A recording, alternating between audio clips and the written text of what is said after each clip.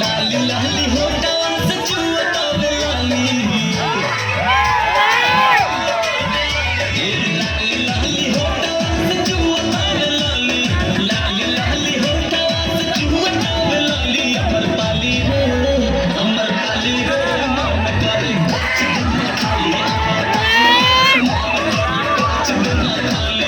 गोरे गोरे गाल जैसे दूधवा के छाली गोरे गोरे गाल जैसे दूधवा के छाली अमर पाली रे मन करे खाली पाली रे मन करे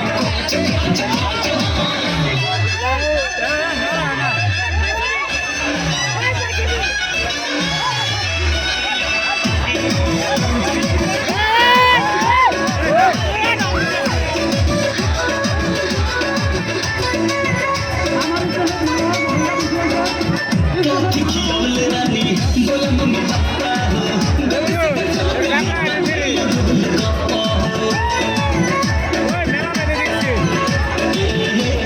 खिलौले रानी बोले मम्मी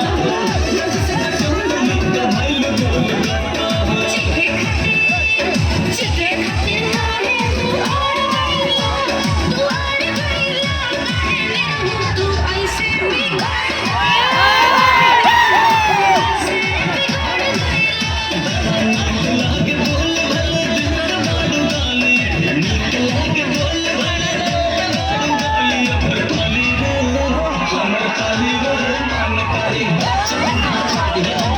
हो